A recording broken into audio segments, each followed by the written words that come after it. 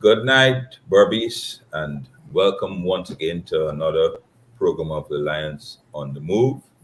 I'm David Patterson. I will be your moderator today, and with me is Dr. Vincent Adams and Diana Rajkumar, all members of the Alliance for Change. We have a full program in store for you today.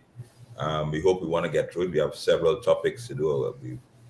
To discuss with you a topic of importance and interest to you, particularly in the Berbice area. But we'll start off generally. I'll ask Dana to to speak to the recent results on the Cape and the CSEX results. Dana. Good night, everyone. Thank you for having me. First of all, let's say congratulations to Guyana as a whole for the excellent performance of CSEC but we must also acknowledge those who probably haven't done that well because, you know, it's not, the race is not where you start, but where you finish. I myself, I never scored a grade one at CSEC, but I have progressed, and so I'd like to encourage those who haven't done so well to keep striving. Yes, Dana, that's very important, because I think we simply honor, and correctly so, those that would have done excellently. They're the ones who are in the newspapers, and their stories are in the papers. However, everybody is a winner, and the question is, the race is not for the swift; it is for the poor. Vince, I don't know. Before we even move off of this, CSEC and Cape has just been finished.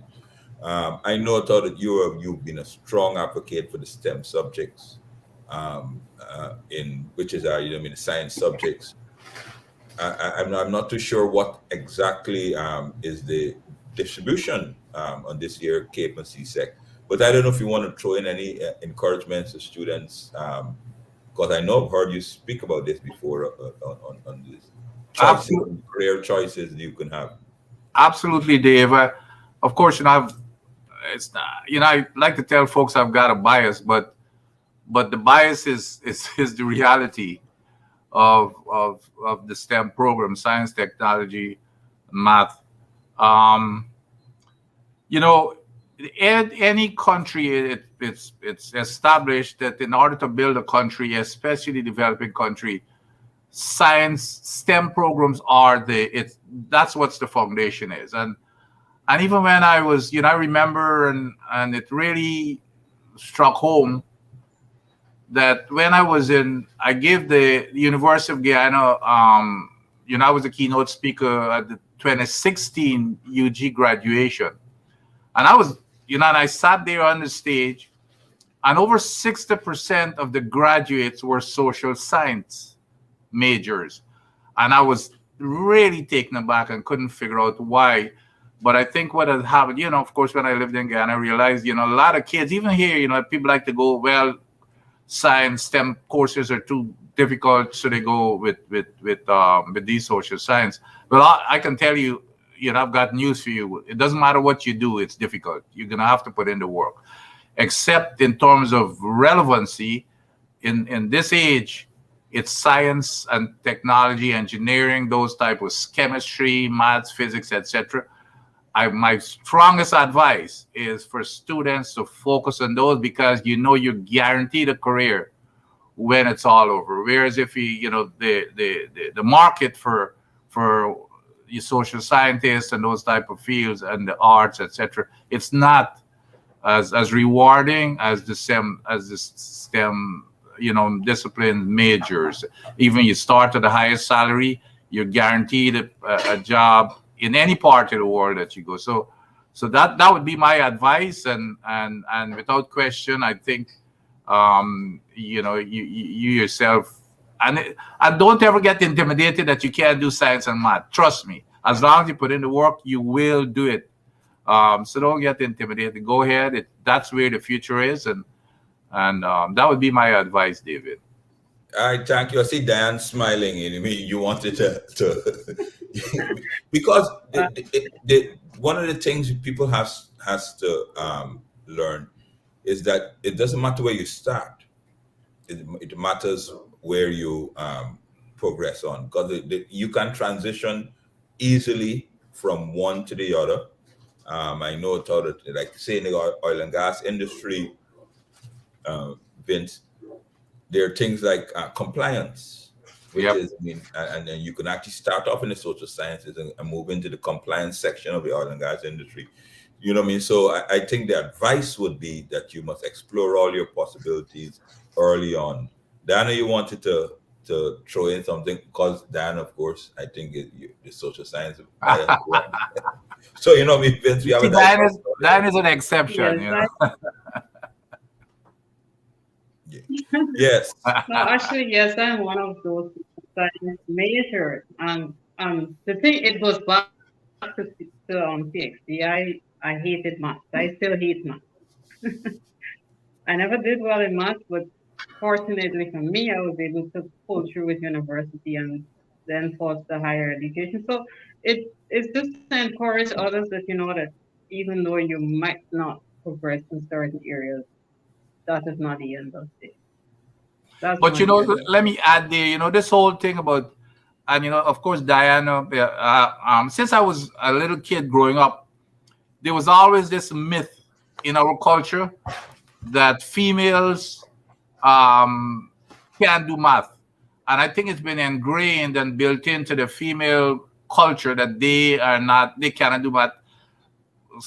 When I was in high school, the best math student in my class was a female. Then when I went to university, that's what it used to be in the past, where only men did engineering.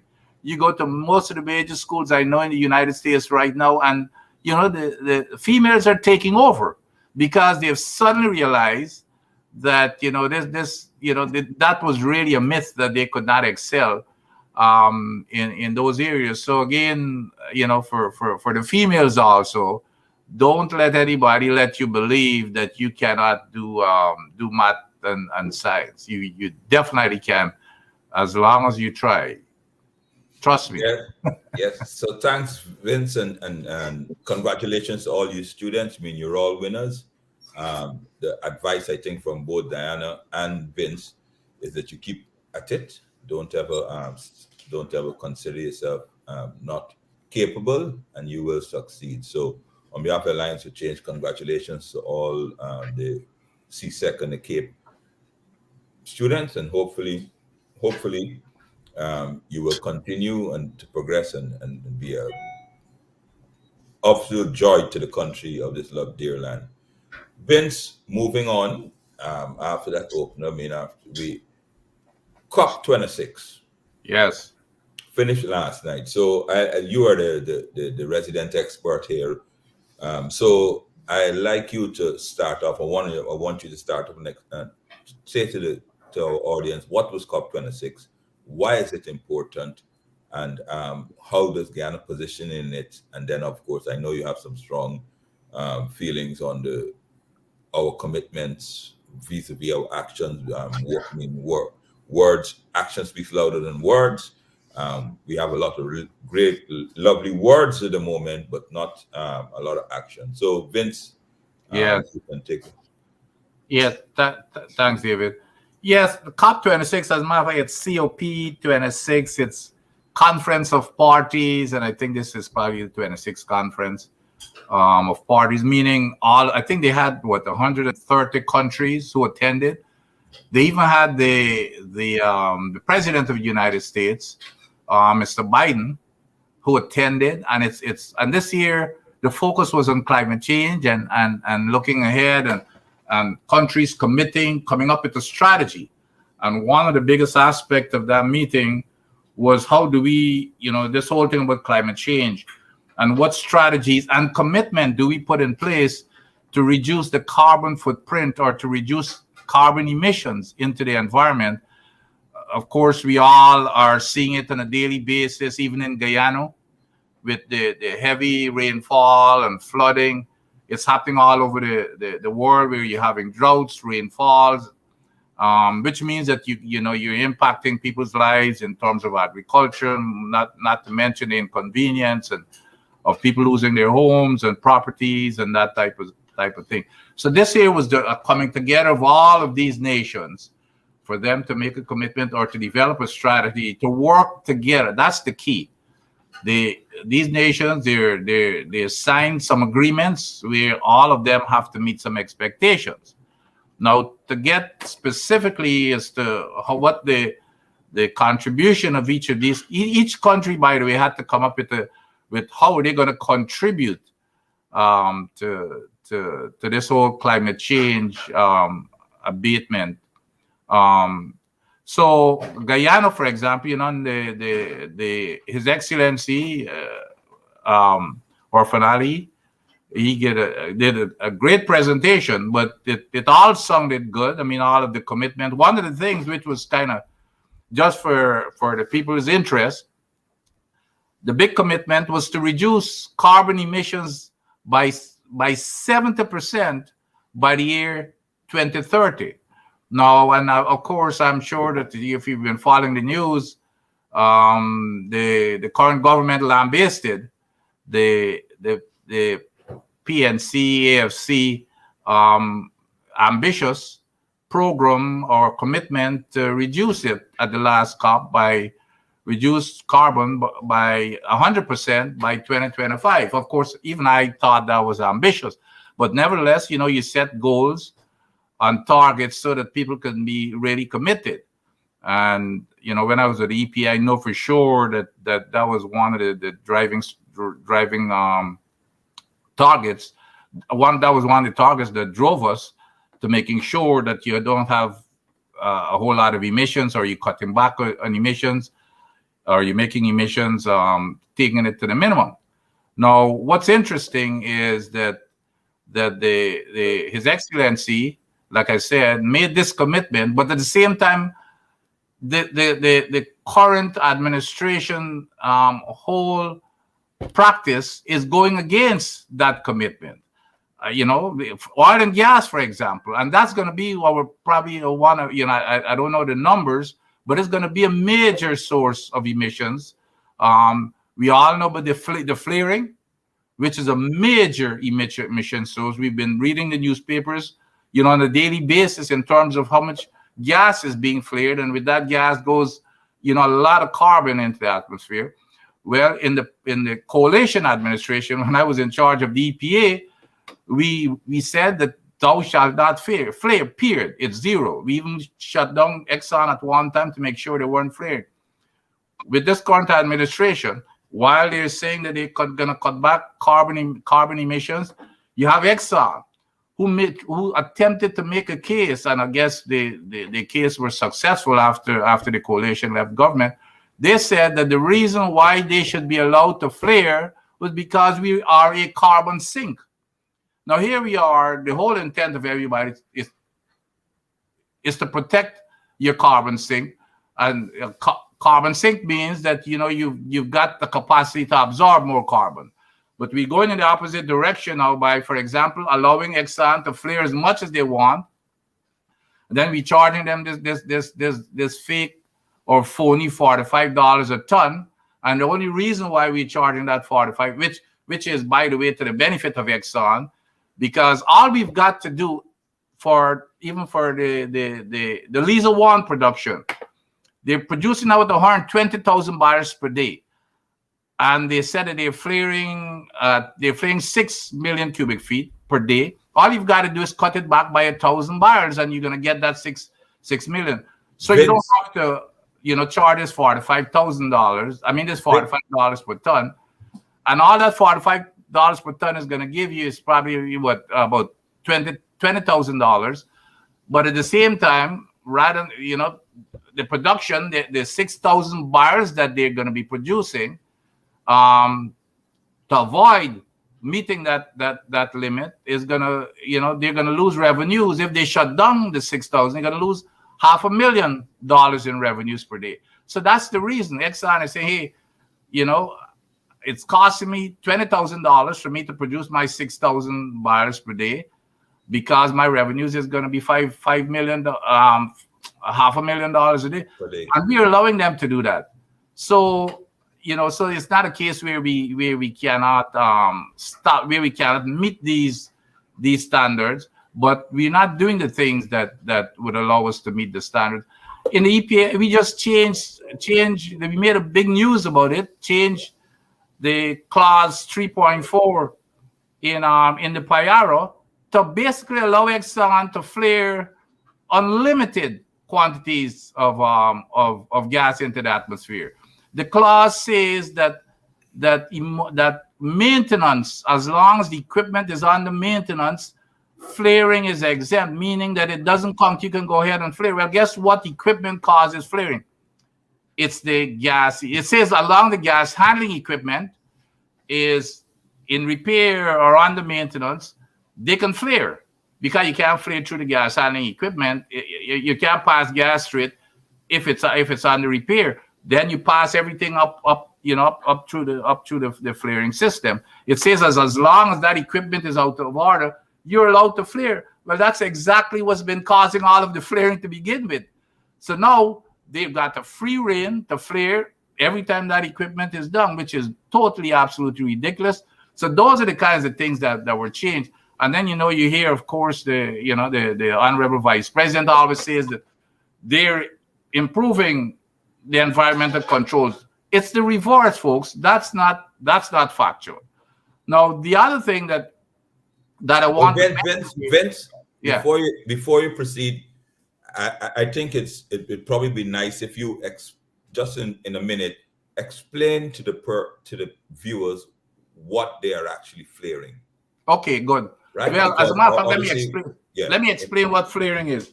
When you produce oil, everybody hears about barrels of oil.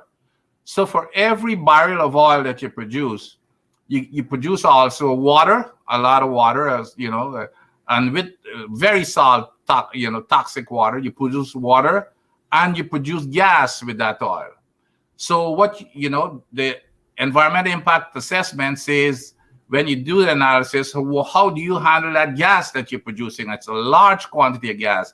Like I said, the Liza one alone produces close to 120 million cubic feet. I mean, it's a lot, without you even recognizing what the number means. It's a lot of gas per day, 120 million cubic feet per day at the 120,000 barrels per day.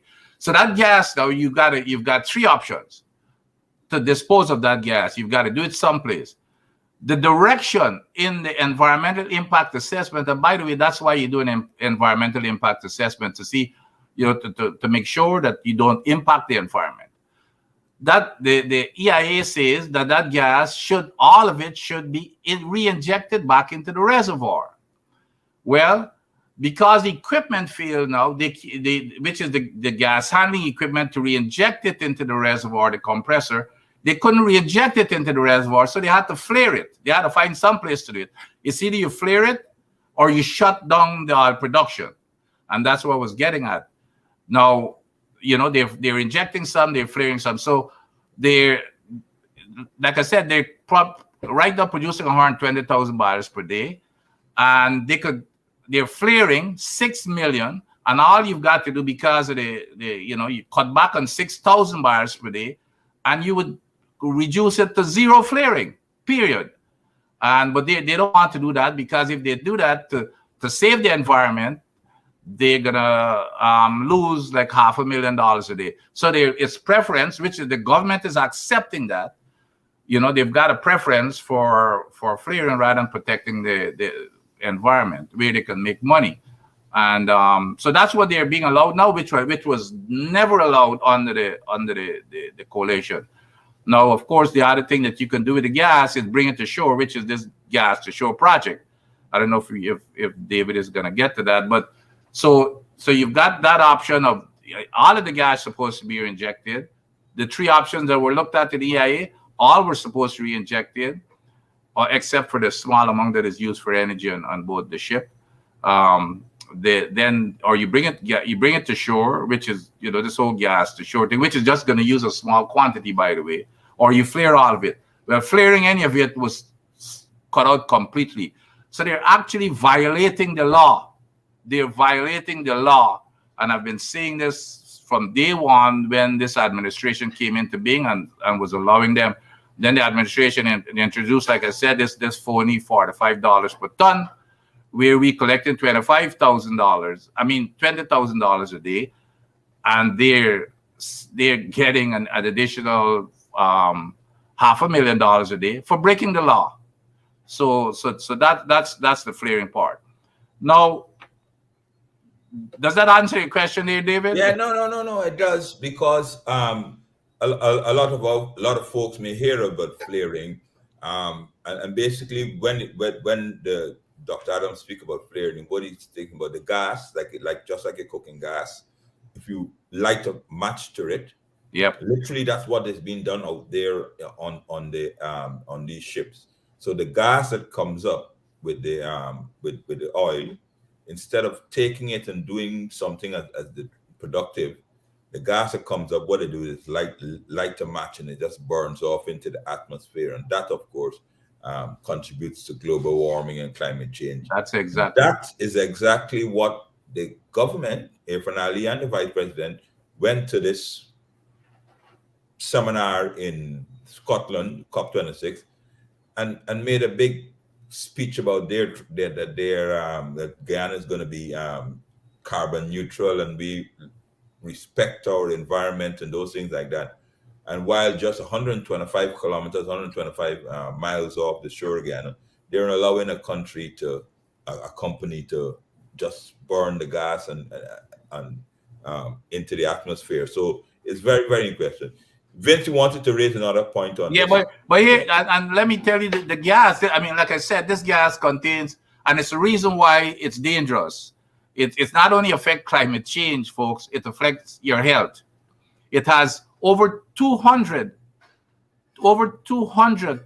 toxins, over 200 chemical, toxins, 200, including, it could go for, it has benzene, it has methane, mercury, just name everything, that comes out to the ground. And so when it's very acidic, it goes up there. That when you hear about acid rain, and of course, what goes up must come down.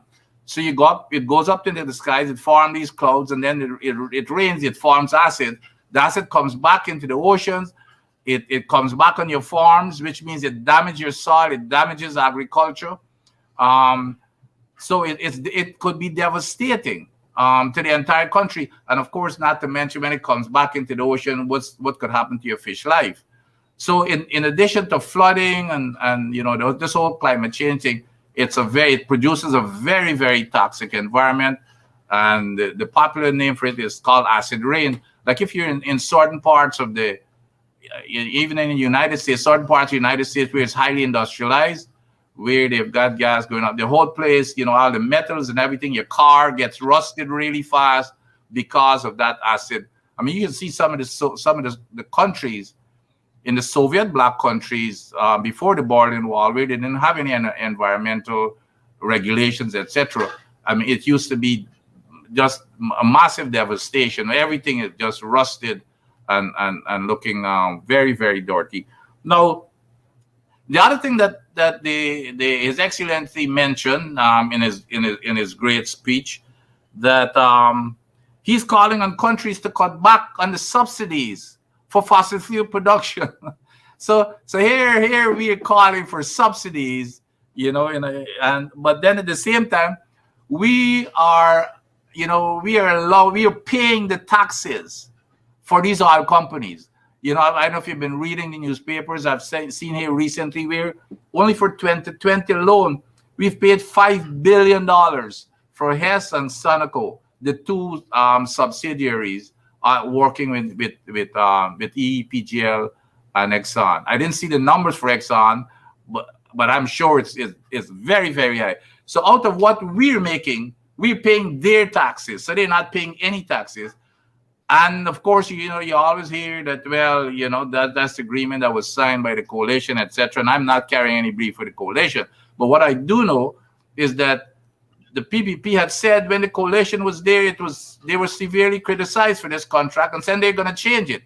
And now they're in office, they're not changing it. And I think, David, you yourself had made a statement in Parliament that the coalition is ready to stand with them in to renegotiate this contract. Everybody called him. I saw the leader of the opposition himself had called for renegotiation of the contract, which is a noble thing for him to do, because you recognize a mistake and you go back and say, hey, stand up like a man and let's go fix it. So that's very important, that we should go back to the negotiation table to make sure that we get our fair share. Now, another key thing outside of COP now, even though it's all tied in, I noticed our honorable vice president, he had a press conference here recently, and he was talking about the insurance for a spill, an oil spill, which is, that should be on the mind of every single guy, and he's especially those that live along the coast, and especially those around the Berbice area, on the coast, region 5 and 6, because you're not only dealing with what we have offshore, you also have to deal with now the Suriname production. And the Suriname production is right next door to ours, right? As a matter of fact, it's right across the waters from ours. And everything that they spill on their side, it comes right across, because that's where the current goes. Directly, the current goes west, directly on our shore. So you've got to deal with it. But the insurance part. So when I arrived at the EP under the coalition government, we noticed that the permits, we were allowing Exxon to say that they're going to be self-insured for any spill. Well, they didn't have any assets, because it's a new limited liability corporation that are made of 3 companies, Exxon, Sinoco, which is the Chinese company, and Hess, a new company, no assets whatsoever. What is self-insurance? Well, it's supposed to cover by the company itself, right? So EPGL, Esso Exploration Guyana Limited, which is a newly formed limited liability corporation of Exxon, Sinoco, and Hess. So what they're saying, well, if something happens, that company is going to be responsible for it. They're going to have the liability. Well, heck, if they have a spill, they have no assets to cover it, because it's a new company. They hadn't even started producing. Well, now they've started. But do you know what the Macondo spill in the Gulf cost? Over $70 billion US. So I said, absolutely not. You're not going to be self-insured. You've got to guarantee us some insurance. So they went out. After some pushing back, and they went out. They got the highest in the market, which was $2.5 billion US in insurance. And I said, well, we're not signing off on $2.5 billion, because in the Gulf it costs $70 billion to BP. This government cannot. The government would go bankrupt even if insurance gave you 2.5. What happened to the other 68 billion? We can't cover that. So you have got to go back and get parent company liability coverage, which means that they've got to go back and get Hess, Exxon, and Sinoco to guarantee that they're going to cover everything over and above 2.5 billion. Well, after several months of pushing back, of course, we stood our ground and said, well, you're not going to produce a drop of oil if you do it. They signed off, except that we signed off the agreement that they were going to give us the guarantee. They were going to work it out together. Well, we've been working with them. We were close to getting the guaranteed letter together, after on how they're going to cover it as a group. When I was about to leave in August of 20, and as a matter of fact, one of the things that I was not going to do was sign the PIARA until that agreement was finalized. Well, as soon as I left, guess what happened? That was dropped, the unlimited coverage. By the way, our country was the only country that had unlimited liability coverage, period, because of the pushback. But Exxon knew that they had to do it, and it made sense. They not only did when I left, after I left, they got rid of the 2 attorneys, the only two attorneys that was working that unlimited liability coverage. So they dropped it aside. So now I'm hearing the honorable vice president is saying, well, for the yellowtail, we're going out and get, we're going to get $2 million, $2 billion in insurance. Well, drop in the ocean. Well, but there are 2 issues here. It's a drop in the ocean, which means they've cut back from unlimited liability coverage, which is a blessing to Exxon. Is probably throwing cartwheels and celebrating this, because now they ain't got to worry about putting this agreement together, because that was one of the big problems. How do we cover this extra thing? But anyway, so they pushed that aside in favor of Exxon. But on top of that, we already have 2.5 billion. So apparently the honorable vice president doesn't even know that there's already insurance. So he goes out there and he's trying to let it appear as if, well, it didn't exist in the past, but now he's getting 2 billion. Well, Mr. Honorable Vice President, just I don't know who's advising you, but it's obviously you maybe not aware, you already have 2.5 billion, and that's the highest you can get in the market. What you've got to do now is go back and get that unlimited liability coverage. You have 2.5 billion, so you don't need to go to the press anymore to say that this is something new. You're going out there and get $2 billion in insurance that we never had before. We have right now, Exxon has a policy, and they had to submit the policy before we signed the permit for $2.5 billion US. So what I would advise you to do now is go back to Exxon and say, let's continue that discussion. As a matter of fact, we were very close to signing that agreement to give the unlimited liability coverage that your government stopped as soon as I left the agency, which is putting at a major risk. Because if we get a spill, folks, if we get a spill, and it will happen, I don't know what the size, but it will happen. If we get a spill, it could really be bad news for everybody that lives in Guyana, especially those along the coast, because it's going to impact. Even if you're not living along the coast, it's going to impact all your food supplies, and it's going to be it's not going to be good. Thank you, Vince. Very, very comprehensive. Time is going, and I see Diana's itching to get involved here. Right. We'll come back because, Vince, before I go, I want to speak about renewable energies and the coalition plans and this thing. But Diana Gaisuku, you know that one of the campaign promises that the PPP made that they will get Gaisuku back up and running. Despite all the experts saying it's a challenge, and it's been now almost 14 months since they brought in their experts to do the turnaround plan. And we've been hearing several different theories on the ground from person. So launch right in on sugar, Diana, and then myself and Vince will pick up, because I particularly want to pick up on a statement made by the Vice President last week on November the 2nd. Diana.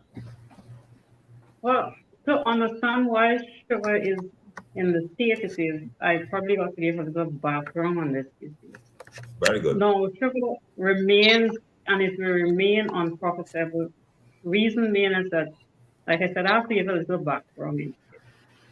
We along with the ACP countries, the African, Caribbean, and Pacific countries, we lost our preferential price on the world market for sugar. And that was known since in the early 2000s by the government of the day. So it is not something new that is happening. Is that if we look, sugar production fell at its lowest in 2003.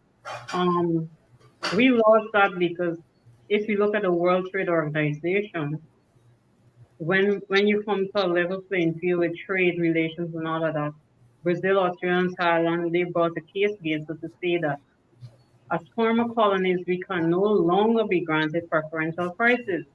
And if you look back, four estates were closed before the coalition took office. So sugar production and loss and everything else is nothing new. It has been happening, and I don't think people realize that this is something that is an inherent problem. It's structural. It dates back from our monocrop system where we haven't diversified. We did modernizing equipment and all of that. It is nothing new that is happening now, and it's bad for innovation and creativity too, because if we're going to tell our young boys and girls that, hold on, we're going to go on with sugar, what happened to STEM? What happened to education? What we're fostering is the intergenerational transmission of poverty, because we're saying, okay, go to the cutlass and go to the field. What happened to innovation? What happened to technology? And like I said, it's nothing new. It has been happening since the early 2000s, and it has been known by the government of the day. That's very interesting, Dan. I think most persons realize that sugar was struggling, that the prices that we're getting, that we're producing more than we can get on the world market and those things like that.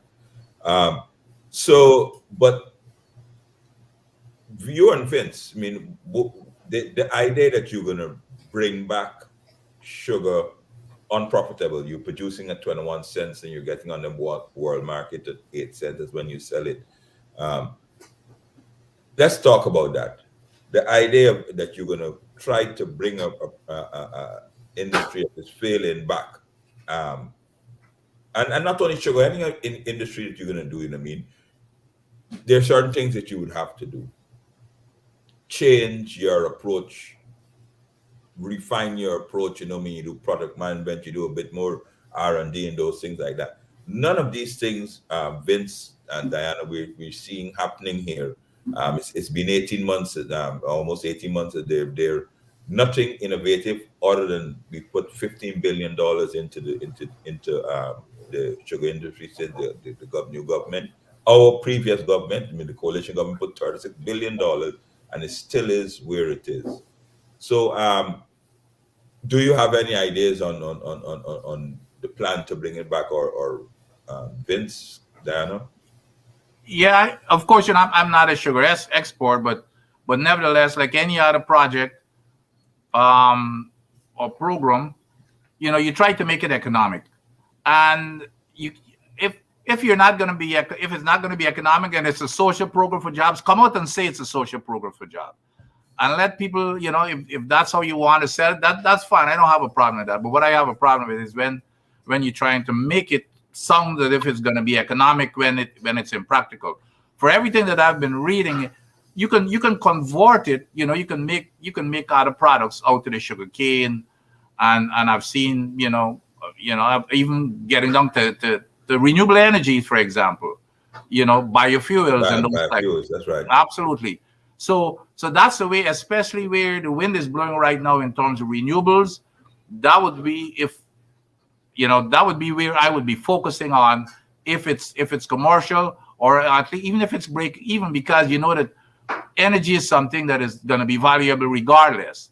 So I believe my first inkling or bias, if you will, was to look at the opportunities for things such as biofuels, because everything that I've heard from every sugar export, I've never heard, even on the other side of that, never heard anybody say that sugar will be economic.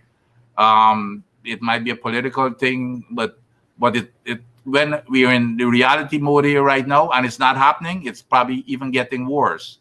So yes, I would move towards renewable energy if we're going to keep those sugar factory operating, and obviously employment is a big deal and important for those communities. Well, if we're going to do that, let's convert it let me provide the opportunity for things such as renewable energy. Excellent. Dan, anything you want to add to that? So I don't think you can do anything to the sugar industry right now.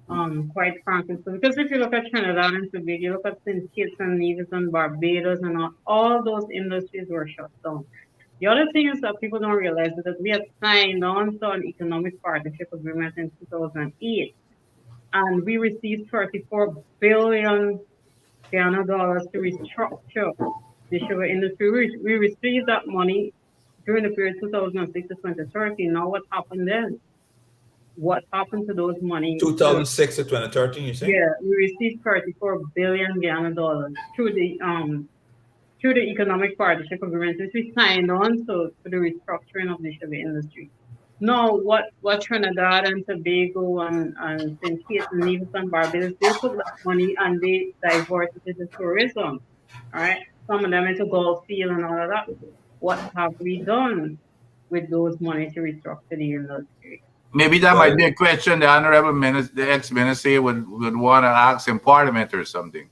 Well, no, it's not only us. I know the EU, not previous one of the previous EU ambassadors made it public Yeah, he because referred to that. He did. the Donald Ramatara once made, and he was president. Donald Ramatara president made a statement that told that the sugar industry is collapsed because of the lack of the preferential market, and the gentleman got up and publicly said, "But hold on a second, you knew this."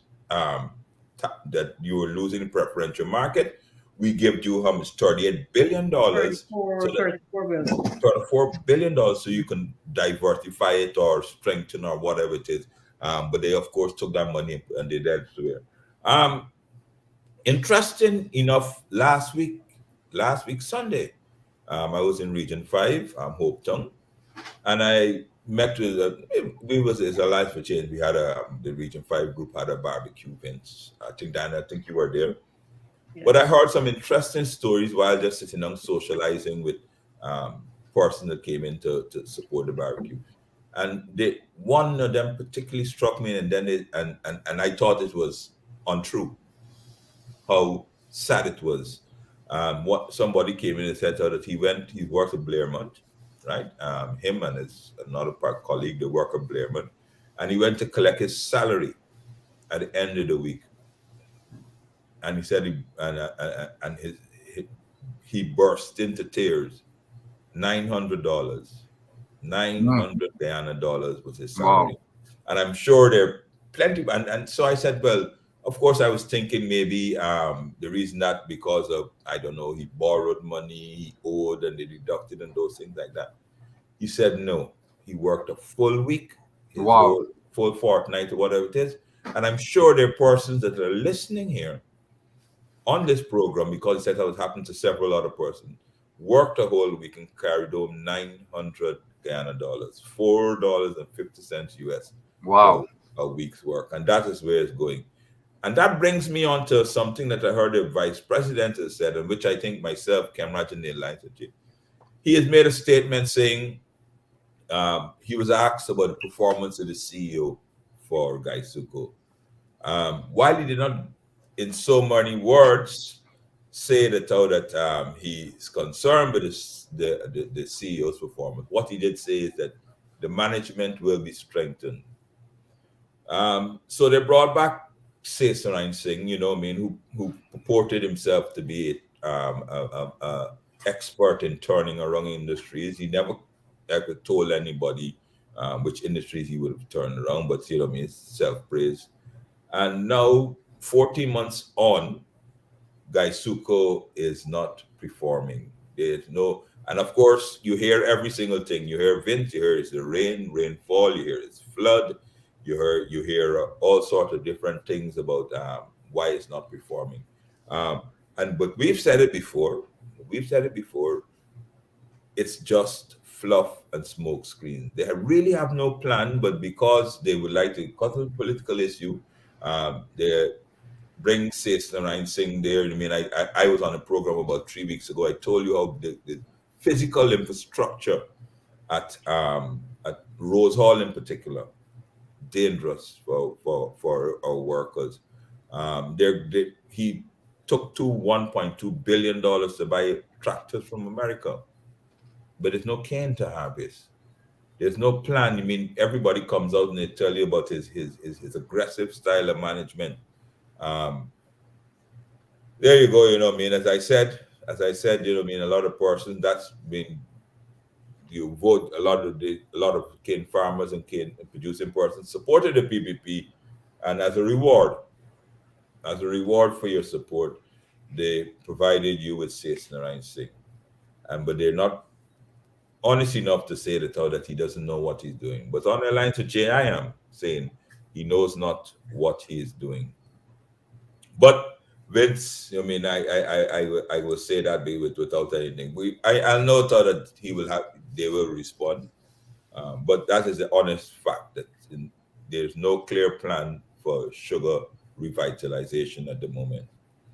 Vince, Mm. another issue that I want to speak on, because when we started off the program, you started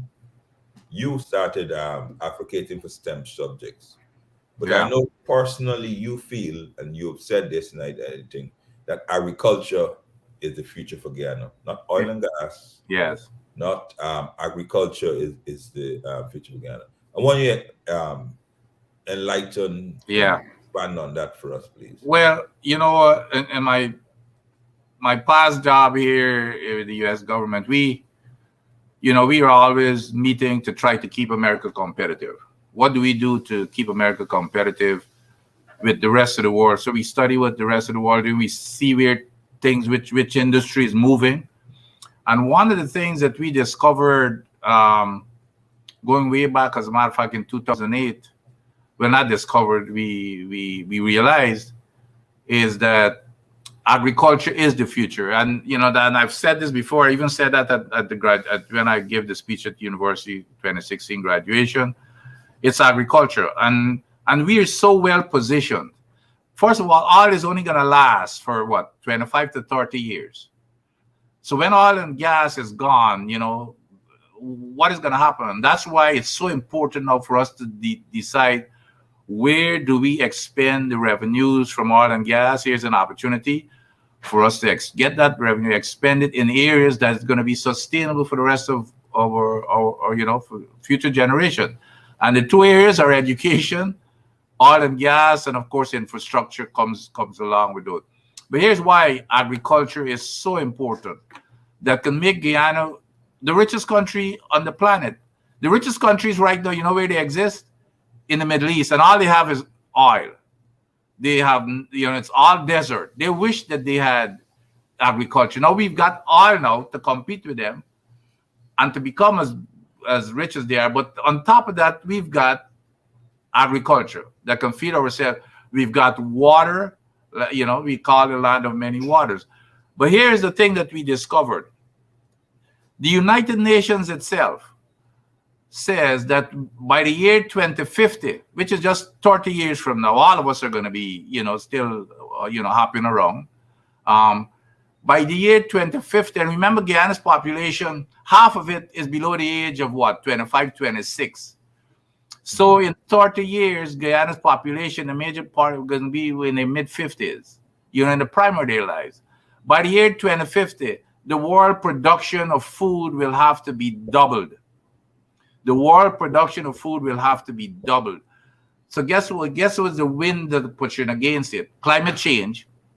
And what they've predicted is that lots of countries are not going to be able to produce food because of climate change. And the one area that they're focusing on is our region, right around the equator, right exactly where Guyana is. So that is why, I've always been calling for this strategic plan for us to start thinking about agriculture, because we could be the bread basket, not only for the Caribbean, but really support the bread basket for the rest of the world. We have, as much water as we want. We can plant 12 months a year. When you look at the countries, United States, for example, their farming season is only like 3 to 4 months a year. Canada, Russia, and those places, we've got 12 months a year. We got all the water in the world, rivers, rain. We get rain throughout the year. So that is why I say that Guyana's future, because oil will be gone. It's only 25 to 30 years. That is gone. But agriculture, the entire world will need food forever. We are going to be gone, and the world will still need food. So that is why I keep saying that agriculture and not oil is the future of Guyana. So, and this is open to both of you. So therefore, if you want to take it up from where you want to be, agriculture, what are the things you think that we should be starting now? Either you or Diana, and I know education, I could probably ask things. What do you think that we should be start doing now to take advantage of that sector? I know, Diane, you want me to go or you want to go? Or? You go first. Okay, good. Well, the first thing is we've got to establish. We've got to. You see, agriculture to Guyanese, it's a cultural thing again. We believe that it's farming, meaning you go get your hands dirty. So the younger generation now, they're into computers and all this kind of stuff. They don't want to go get their hands. They believe it's gardening, really. So you've got to get it out of their minds that that's agriculture ain't that anymore. Agriculture, you're doing it. I mean, everything is so high tech these days that you sit down in and it's run by machines. Everything is remote control. And on top of that, it's not farming is just the upstream part of it. It's a chemical agriculture processing. It's chemical processing. You convert that food, all that canned food and everything that we buy back home. Where do you think it comes from? It's all part of this agricultural sector. Some of the richest companies in the world are agriculture companies because you know what?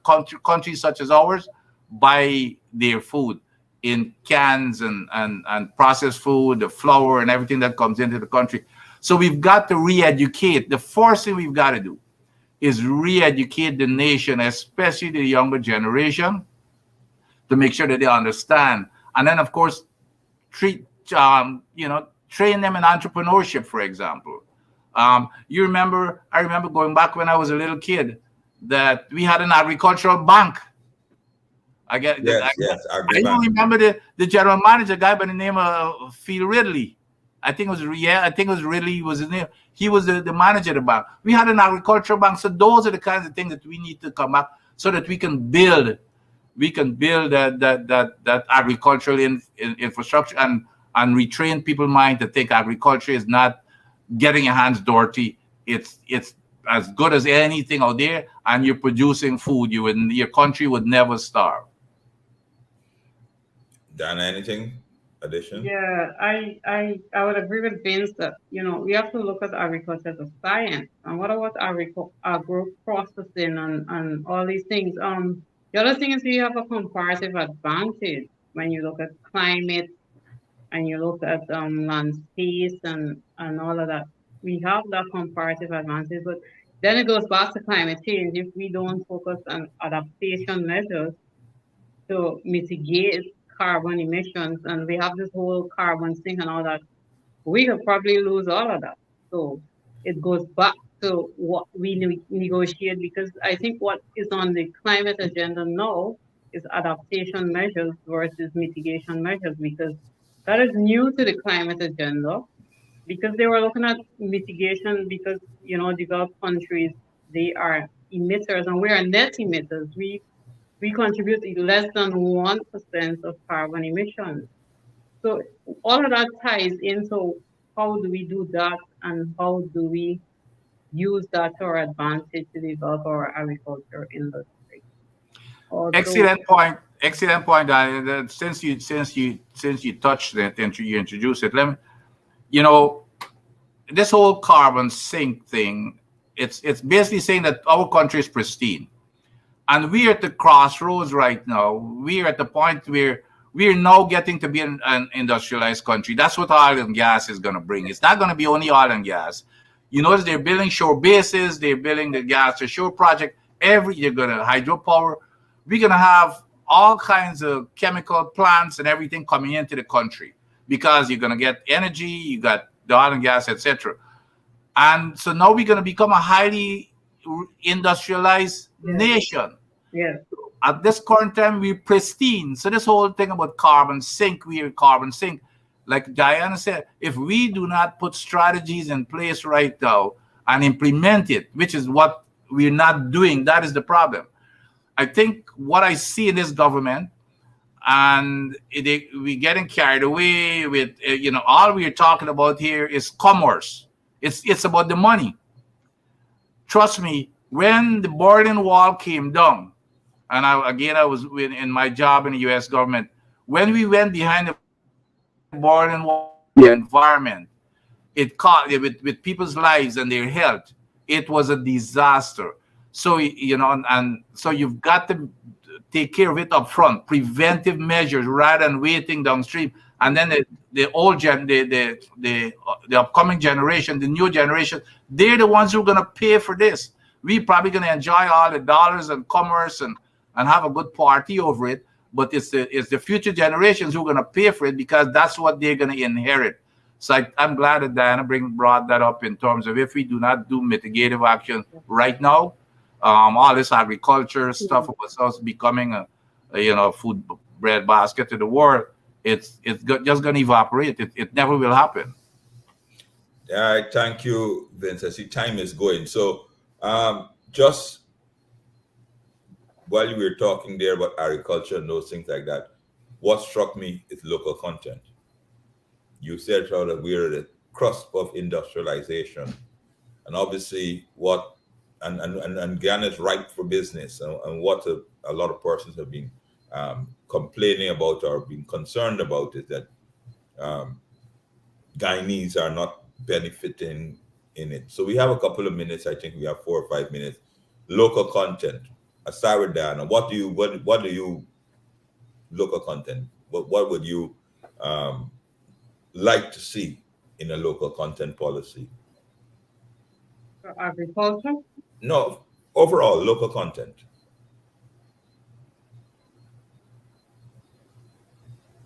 Yes, I was asking what you like, if any particular thoughts you have on local content for the country. I would think local content should ideally take our skills and our skills, which is education and other skills, into consideration before we seek those externally, and that should be integral to whatever we do here before we seek outside resources. Excellent. Vince? Yeah, without question. And local content is not only in countries in Ghana. Exxon and them have got to abide by. We've got local content in the US. I ran local content programs, developed local content programs. And the one thing you have to do, it has to be done through legislation. This handshake stuff with Exxon, for example, and I'm only using Exxon because they're the big boys now. This handshake thing, I remember I was in a meeting in Ireland representing Guyana with my counterpart from the energy side, and I argued it looked kind of strange that I was arguing against the local content policy of the government of Guyana because it was just handshake deal. You've got to legislate it. Even in the United States, in the poor communities, when these big companies go into these poor communities, some of those I used to manage, in the contracts that we signed with them, we used to tell them X number. For example, you say half of your contract has to go into the community. Half of all the money you make has to go into the community. And on top of that, you've got to show where, and you get an award fee at the end of every year, depending on whether you meet your targets or not. So everything, if you get $10 billion that year, 5 has to go into the community in terms of jobs and companies. You've got to look internally in those, if you got any type of contract, it has to go to a local company. Now, guess what? They would normally come and say, well, you don't have any in these communities. You don't have qualified or capable companies.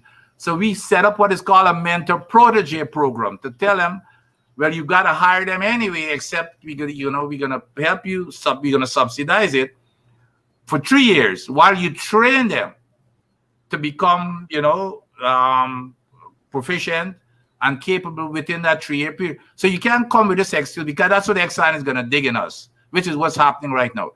They're saying, well, you don't have the expertise, so we've got to go abroad. It's only laborers. Nonsense. If we put that mentor protege program in place and force them into bringing these people on board, but they're training over a period of time so that they can take over all of these contracts, it would make a big difference. But it has to be legislated. Right now it's a handshake thing. And we're finding that Exxon, look, I heard about the wages that the employees are paid. Yeah. Less than minimum wage, some of them are being paid. Discrimination against Guyanese. So, but it has to be in the law. Just a handshake. Exxon and the company, they're going to promise you everything, but it's their bottom line. You have no way of monitoring and tracking. And I know that's for sure as a minister, because they used to, they always, and whenever you discuss local content, they always say that if you legislate it, you slow down the country because you don't have the people, you won't be able to become efficient, and they set out that in certain countries, but it does not work. You have to legislate it. I met a young man on Wednesday. Was it Wednesday? Yes, Wednesday. Who just came off a ship. he's one of the fortunate persons to be hired on a ship. And he said to me that, and in discussion, he said to me that local content is needed. He's on a ship, and there's Americans and Trinidadians. They were him and two other Guyanese. The two other Guyanese were deckhands, and he was in the surveying department. But he said the way they treated and they speak about Guyanese, was despicable. And they're working here on the ships, doing surveys and mapping and those things like that, support services to the oil industry. So, and the ship has, you should know that there are 40, 50 persons on it, you know what I mean? There is no way that a company can tell you that you can't have deckhands. All your deckhands and your first mates are Guyanese. They're the least non-technical jobs on these ships. And if you don't legislate it now, exactly what is happening now on those ships will continue happening there. But you know, David, the other thing is, like in our case, we never even used to go to legislation. We used to put it into the contract. And all this renegotiation of this contract, you can put it right there in the contract to say, here, this is what you've got to do. You know, like things like these meant you've got to go internally first. And if you're telling me you can't find it internally, then you got to train these people for them to become proficient within a year or two, depending on the job. So even because, you know, something to go through legislation is probably going to take a little while. That's why we need to renegotiate this contract. There's so many things that we can address in this contract. We've learned so much. When the contract was written, we weren't producing any oil, but now we've learned, and now we see exactly what Exxon's intent is or has been all the time. And so we need to use that as a lessons learned and tighten up things to the benefit of the Guyanese people. And I'd reiterate once again, the Alliance for Change has said, and I've said it on behalf of the entire operation, that we are ready and willing to join with the government and with any other party to ensure that whatever comes out of the oil and gas, including a contract, that is for the benefit of the Guyanese people. We have not been taken up that. Folks, we're time to wrap up, so I'd start from ladies first. You just get a 30-second wrap up. Diana, wrap up, 30 seconds.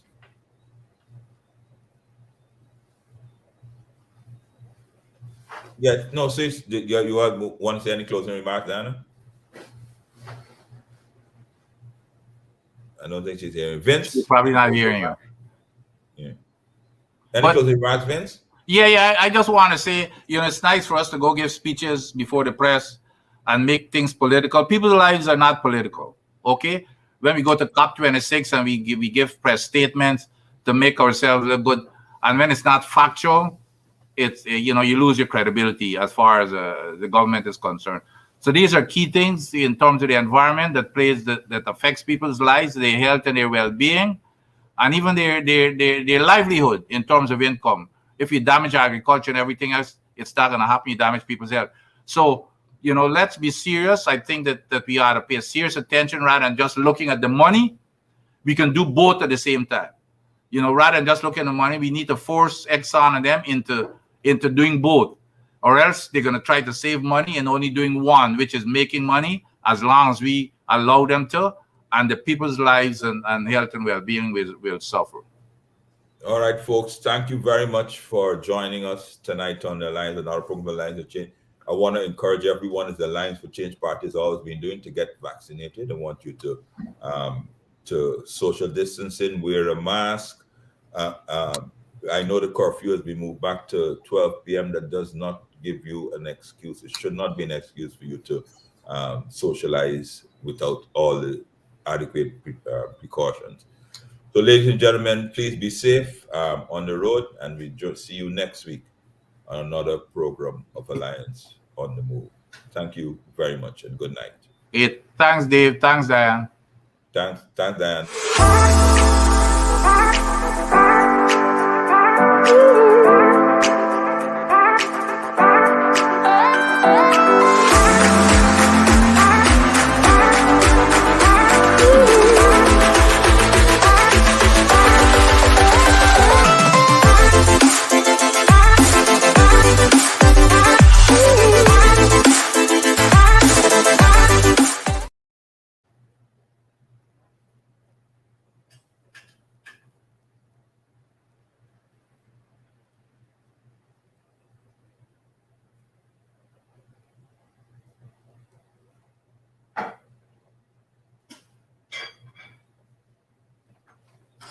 I'm still on here or what?